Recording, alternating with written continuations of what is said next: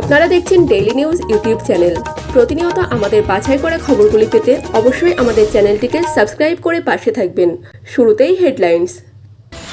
কৃষক বন্ধু প্রকল্পের টাকা ঢুকছে নাবালকদের অ্যাকাউন্টে, অভিযোগ ঘিরে শোরগোল। কৃষিমন্ত্রী বলছেন অন্য কথা, তাহলে সত্যটা কি?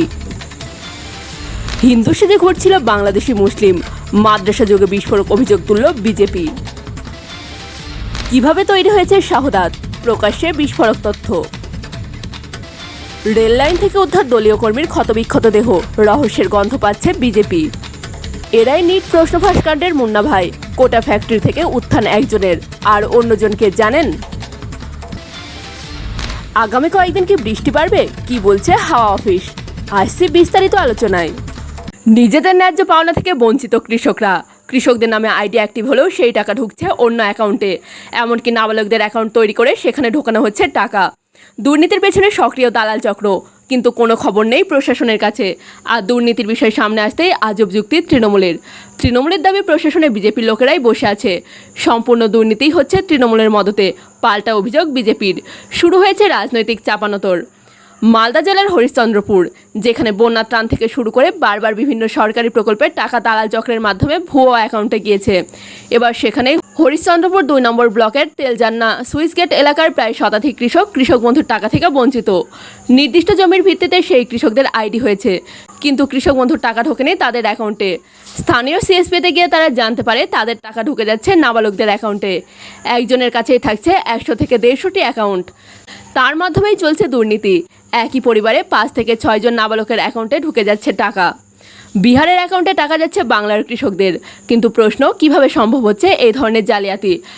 প্রশাসনিক আধিকারিকদের বক্তব্য, কৃষকরা তাদের কাছে লিখিত অভিযোগ করেননি, অভিযোগ এলেই প্রশাসন তদন্ত করবে। তৃণমূলের দাবি ব্যালট ভোটের বেশিরভাগটাই পাচ্ছে বিজেপি, অর্থাৎ প্রশাসনে বিজেপির বেশি লোক বসে রয়েছে, তাদের মদতেই এটা হচ্ছে। বিজেপির অভিযোগ, তৃণমূলের এই কাটমানি সংস্কৃতি নতুন নয়, খোদ মুখ্যমন্ত্রী এই কথা বলেছে। এভাবে ব্লক জেলা থেকে রাজ্য পর্যন্ত টাকা আত্মসাৎ করছে তৃণমূল নেতারা। বিডিওর বক্তব্য, কোনো কৃষকই এখনও অভিযোগ জানাননি আমাদের। যদি এই ধরনের কোনো ঘটনা ঘটে থাকে তাহলে আমাদের কাছে অবশ্যই এসে অভিযোগ জানাতো। যদিও কৃষিমন্ত্রী শোভনদেব চট্টোপাধ্যায়ের বক্তব্য, এই সংবাদটি ভুল। কোনো এক সিএসপি কর্মী এই সংবাদটি করিয়েছেন, আমরাও বিডিওকে জানিয়েছি, তাকে দিয়ে তদন্ত করাই। সিএসপি কর্মী এই সংবাদ বলে বিক্ষোভের পরিস্থিতি তৈরি করেন। ওই এলাকায় সমস্ত কৃষক তাদের অ্যাকাউন্টেই টাকা পেয়েছেন, কোনো নাবালকের অ্যাকাউন্টে নেই, তদন্তে জানা গিয়েছে। আসছি পরবর্তী খবরে। বাংলাদেশ থেকে অনুপ্রবেশ ও পশ্চিমবঙ্গের মাদ্রাসার যোগ তুলে এবার বিস্ফোরক অভিযোগ তুলল বিজেপি। গুজরাট পুলিশের জালে ধরা পড়েছে এক বাংলাদেশি নাগরিক। গুজরাটের পুলিশ প্রতিমন্ত্রী হর্ষ সাংভি এক্স হ্যান্ডেলে প্রথম বিষয়টি তুলে ধরেন। সুরাট পুলিশের স্পেশাল অপারেশন গ্রুপের হাতে ধরা পড়েছে ওই বাংলাদেশি মুসলিম। গুজরাটের পুলিশ প্রতিমন্ত্রীর দাবি, পশ্চিমবঙ্গ সরকারের সহায়তায় চলা একটি মাদ্রাসার সাহায্য নিয়ে ওই ব্যক্তি ধর্মীয় পরিচয় জাল করেছিল। মাদ্রাসা থেকে পাওয়া ভুয়ো শংসাপত্র ব্যবহার করেই হিন্দু নামে জাল নথিপত্র বানিয়েছিল ওই বাংলাদেশি মুসলিম। সূত্রের খবর, ওই বাংলাদেশি ব্যক্তির আসল নাম মিনার হিমায়ত সর্দার, কিন্তু নথিপত্র জাল করে সে হয়ে গিয়েছে শুভ দাস। বাংলাদেশি অনুপ্রবেশকারীর সঙ্গে পশ্চিমবঙ্গের মাদ্রাসার এই যোগের অভিযোগটি গুজরাটের পুলিশ প্রতিমন্ত্রী হর্ষ সাংভি এক্স হ্যান্ডেলে পোস্ট করতেই শোরগোল পড়ে গিয়েছে রাজনৈতিক মহলে। গুজরাটের মন্ত্রী আরও লিখেছেন, শেষ বাজেটে পশ্চিমবঙ্গ সরকার মাদ্রাসাগুলির জন্য 5,530 কোটি টাকা অনুমোদন দিয়েছে। বঙ্গ বিজেপির সভাপতি সুকান্ত মজুমদারও বিষয়টি নিয়ে ইতিমধ্যেই সরব হয়েছেন। এক্স হ্যান্ডেলে সুকান্ত অভিযোগের সুর আরও চড়িয়ে লিখেছেন, বাংলাদেশি মুসলিমদের হিন্দু করার নথিপত্রের জন্য ব্যবহার করা হয়েছে বাংলার মাদ্রাসাগুলিকে। মাদ্রাসাগুলির জন্য পশ্চিমবঙ্গ সরকারের 5,530 কোটি টাকার বাজেট অনুমোদন নিয়ে উঠেছে প্রশ্ন। এতে কি তাহলে রাজ্য সরকারের সমর্থন রয়েছে? নিরাপত্তা সংক্রান্ত বিষয়ে উদ্বেগ প্রকাশ করেছেন কেন্দ্রীয় প্রতিমন্ত্রী সুকান্ত মজুমদার। বিষয়টি প্রকাশ্যে আসতেই চাঞ্চল্য ছড়িয়েছে বঙ্গ রাজনীতির অন্দরমহলেও। সিপিএম রাজ্য সম্পাদক মোহাম্মদ সেলিম আবার এই নিয়ে প্রশ্নের মুখে ফেলেছেন কেন্দ্রীয় সরকারকেই। গতকালই বাংলাদেশের প্রধানমন্ত্রী শেখ হাসিনা 2 দিনের সফর শেষে ফিরেছেন দিল্লি থেকে। শেখ হাসিনার সঙ্গে নরেন্দ্র মোদীর দ্বিপাক্ষিক বৈঠকও হয়েছে। সেলিমের প্রশ্ন, বাংলাদেশ থেকে কি করে এদেশে চলে আসছে এভাবে, সেটা কি বাংলাদেশের প্রধানমন্ত্রীর কাছে তুলে ধরা হয়েছে? এগুলো তো দ্বিপাক্ষিক আলোচনা করতে হয়। যদিও এই নিয়ে এখনও পর্যন্ত তৃণমূলের তরফে কোনো প্রতিক্রিয়া পাওয়া যায়নি। আসছি পরবর্তী খবরে। শনিবার পশ্চিম বর্ধমানের কাকসা থেকে জঙ্গি যোগ সন্দেহে একজনকে পাকড়াও করেছে রাজ্য পুলিশের স্পেশাল টাস্ক ফোর্স বা এসটিএফ। ধৃতের নাম মোহাম্মদ হাবিবুল্লাহ। সেই ঘটনার পর আরও সক্রিয় পুলিশ প্রশাসন। তদন্তে নামতেই উঠে আসছে একের পর এক বিস্ফোরক তথ্য। এসটিএফ সূত্রে খবর, সম্প্রতি শাহাদাত নামে এক নতুন জঙ্গি গোষ্ঠী গজিয়ে উঠেছে। বাংলাদেশেও এই জঙ্গি গোষ্ঠী বেশ সক্রিয়। সেই গোষ্ঠীর সঙ্গেই মোহাম্মদ হাবিবুল্লাহর যোগ রয়েছে বলে খবর। কিভাবে তৈরি হলো শাহাদাত? গোয়েন্দা সূত্রের খবর, জামাতুল মুজাহিদিন বাংলাদেশের জঙ্গি সংগঠনের প্রাক্তন শীর্ষ নেতা এই শাহাদাতের প্রতিষ্ঠাতা। খারগাগড় বিস্ফোরণের পর জেএমবি রাজ্যের নেটওয়ার্ক প্রকাশ্যে আসার পরই আদর্শগত কারণে ভাঙন ধরে জেএমবি সংগঠনে।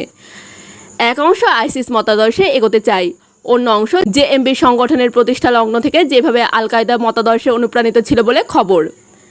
দ্বিতীয় গোষ্ঠীর শীর্ষ সংগঠক সালাউদ্দিন ওরফে বড় ভাই। সালাউদ্দিন বাংলাদেশে না ফিরেই ভারতে ঘাঁটি করে। সালাউদ্দিন আল কায়দা পন্থীদের নিয়ে জামাতুল মুজাহিদিন হিন্দ নামে সংগঠন তৈরি করে। এই রাজ্য এবং দক্ষিণ ভারতের বিভিন্ন রাজ্যে সংগঠন বিস্তার লাভ করে। জেএমবির অন্তর্দ্বন্দ্বের জেরে বাংলাদেশের আইসিস এবং আল কায়দাপন্থী দুই দলের অনেক সদস্য ধরা পড়ে। এরপরেই বাংলাদেশের আনসার আল ইসলামের সঙ্গে গাঁটছড়া বেঁধে এগোনো শুরু হয় সালাউদ্দিনের। বাংলাদেশের পর আনসারের কর্মী ধরপাকড়ের পর নতুন সংগঠন শাহাদাত তৈরি হয়। ভারত থেকে সালাউদ্দিন ওই সংগঠন নিয়ন্ত্রণ করে। 3 সপ্তাহ আগে আনসার এবং নতুন সংগঠনের 3 শীর্ষ নেতা বাংলাদেশে গ্রেফতার হন। গোয়েন্দা সূত্রে আরও খবর, এরপরেই সালাউদ্দিন ভারত থেকে অডিও বার্তা দেন দলের কর্মীদের। নির্দেশ দেন অবিলম্বে বাকি সমস্ত যোগাযোগ বিচ্ছিন্ন করে আন্ডারগ্রাউন্ড হওয়ার। তারপরেও 2 দিন আগে চট্টগ্রাম থেকে 2 জন গ্রেফতার হয়। সেই সূত্র ধরে গ্রেফতার হয়েছে মোহাম্মদ হাবিবুল্লাহ। আপাতত হাবিবুল্লাহকে জেরা করেই বড় ভাইয়ের হদিশ করছেন গোয়েন্দারা। আসছি পরবর্তী খবরে। বিজেপি কর্মীর ক্ষতবিক্ষত মৃতদেহ উদ্ধার করে শোরগোল নলহাটিতে। মৃতের নাম প্রদীপ মাল, পেশায় ছিলেন অটোচালক। তার বাড়ি বীরভূমের নলহাটি থানার পাইকপাড়া গ্রামে। এদিন নলহাটি যাত্রা রেল স্টেশনের মাঝে পাইকপাড়া গ্রামের কাছে রেল লাইনের উপর তার ক্ষতবিক্ষত দেহ উদ্ধার হয়। ট্রেন ধাক্কায় মৃত্যু নাকি অন্য কোনো কারণে ওই বিজেপি কর্মীর মৃত্যু হয়েছে তা নিয়ে তৈরি হয়েছে ধোঁয়াশা।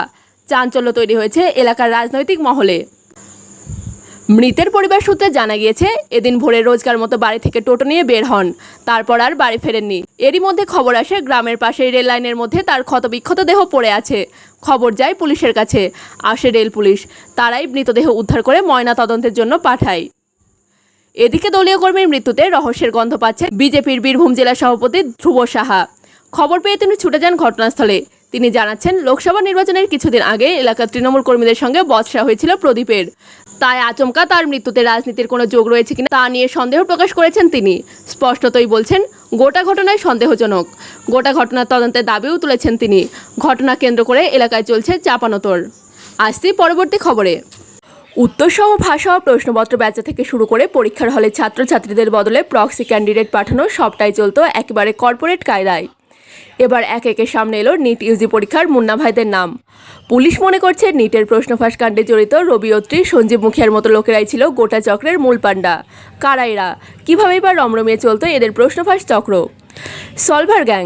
পুলিশের কাছে এখন এই নামেই এডুকেশন মাফিয়ার পরিচিতি। শুধু বিহার নয়, সারা দেশ জুড়ে একাধিক রাজ্যেই নিজেদের নেটওয়ার্ক বানিয়ে রেখেছিল এই রবি অত্রিরা। পরীক্ষার আগে প্রশ্নপত্র জোগাড় করে তা সলভ করে টেলিগ্রামের মতো সোশ্যাল মিডিয়ায় হাজার হাজার টাকায় বিক্রি করতো এরা।